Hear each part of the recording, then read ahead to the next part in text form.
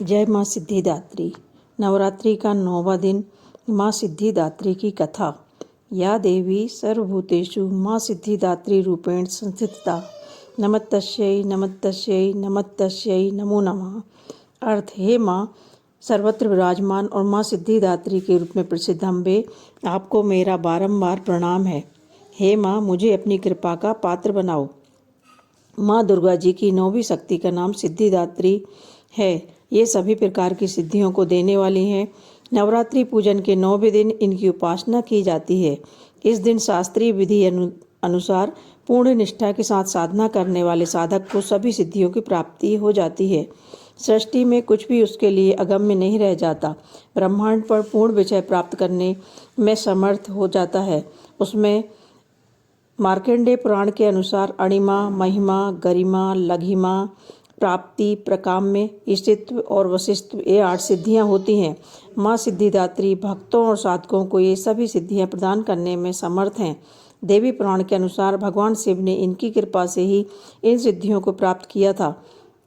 इनकी अनुकंपा से ही भगवान शिव का आधा शरीर देवी का हुआ था। इसी कारण वे लोक में अर्धनारीश्वर के नाम से प्रसिद्ध हुए। माँ सिद्धिदात्री 4 भुजाओं वाली हैं। इनका वाहन सिंह है। ये कमल पुष्प पर भी आसीन होती हैं। इनकी दाहिनी तरफ के नीचे वाले हाथ में कमल पुष्प है।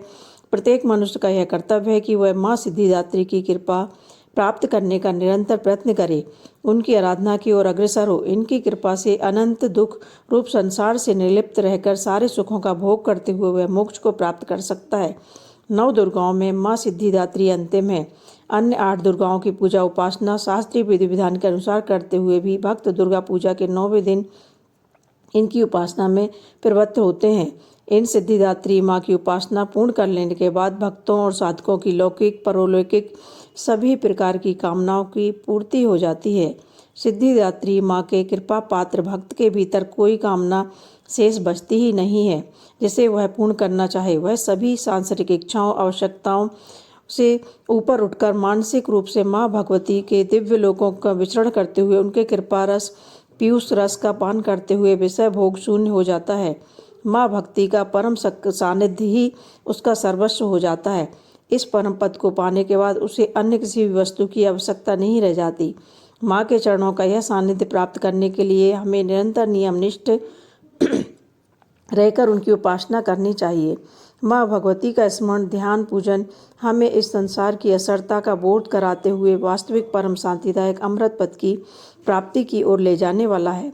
इनकी आराधना से जातक को अणिमा, ललिमा, प्राप्ति, प्रकाम्य, महिमा, ईशित्व, सर्वकामना वशीयता, दूर श्रवण, पराक्रमा, प्रवेश, वाक सिद्धि, अमृतत्व भावना, सिद्धि, समस्त सिद्धियों के नवनिधियों की प्राप्ति हो जाती है।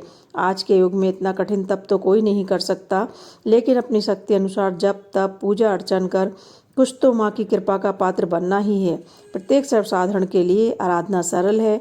माँ जगदम्बे की भक्ति पाने के लिए नवरात्रि में 9वीं के दिन माता का पूजन करना चाहिए। जय माँ सिद्धिदात्री।